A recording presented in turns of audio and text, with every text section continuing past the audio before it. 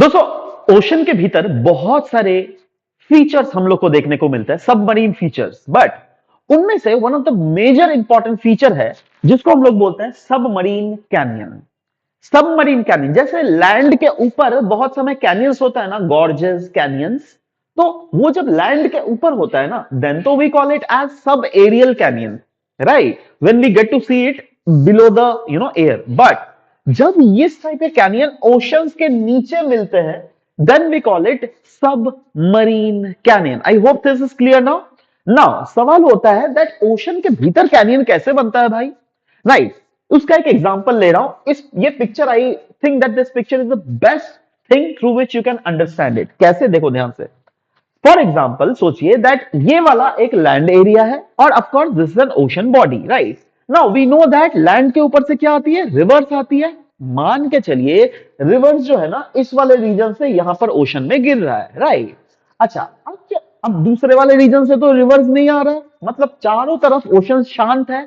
कहां पर मेन हलचल हमको देखने को मिल रहा है, दिस वेरी पॉइंट से, क्योंकि इस वेरी पॉइंट से क्या हो रहा है, एक रिवर अल्टीमेटली यहां पर ओशन में गिर रहा है। जिस पॉइंट में गिरता है उसको क्या बोलते हैं हम लोग, रिवर माउथ, ठीक है? So can I say that this very point is the river mouth of it ना। अब क्या हो रहा है दैट देखो, यहां से जो ओशन आ रहा होगा ना, सॉरी रिवर जो आ रहा होगा, शायद उसके पास बहुत ज्यादा सेडिमेंट है, इतना ज्यादा सेडिमेंट है, इतना ज्यादा सेडिमेंट है। और अगर वो रिवर काफी ज्यादा स्पीड से बह रहा है ना, तो समय के साथ साथ जो ये देखो पानी बह रहा है, बट पानी के साथ अगर सेडिमेंट भी हो ना, तो वो एक्ट करता है as an erosive agent.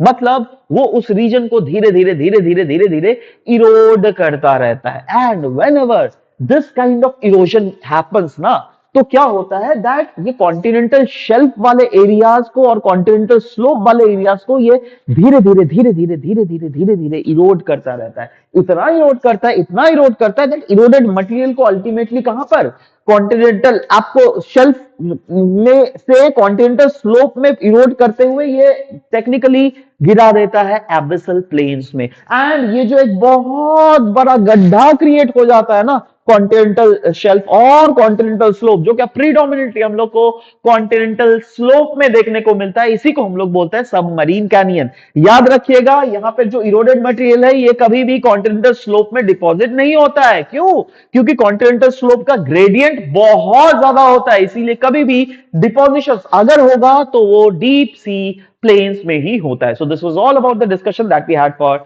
This very concept. Thank you.